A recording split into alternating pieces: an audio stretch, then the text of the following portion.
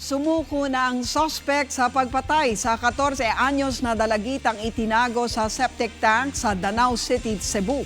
Nagawa lang daw niya ang krimen dahil sa galit sa ama ng biktima. Pero ayon sa pamilya ng dalagita, magkarelasyon ang dalawa at madalas mag-away dahil sa selos. Umaaksyon si Gemma Bansenya. Umiiyak na humingi ng tawad ang 34 anyos na si Jessie Medikilio nang ipresenta ng mga pulis sa Cebu City kanina.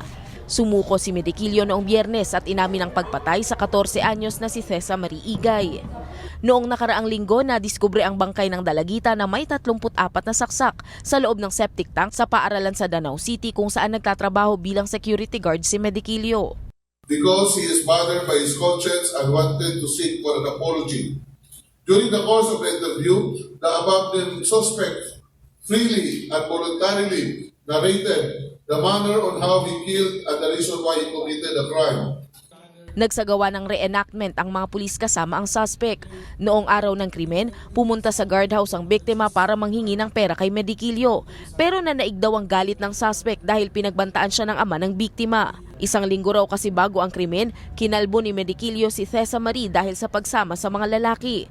Tinuturuan lang daw niya ng leksyon ng dalagita dahil parang anak na raw ang turing niya rito at tinutustusan niya ang pag-aaral mula noong 10 taong gulang pa lang ang biktima. Pero ayon sa atin ni Thesa, magkarelasyon ang kanyang kapatid at ang suspect. Madalas daw nag-aaway ang dalawa dahil sa selos. Di man gud ang gusto laki nga kung ano niya palaglaagon. Mao ba ni kay ba ni buot. Na gitu niya. Kaya raman sa barkada uli raman ni siya. Kato siya di gito may mutang iya gini pangitaon. Magsi siya sunod-sunod sa kumanghud pa. Nya makakita siya nga nay katapat ako manghud man magsilo siya yung baharan.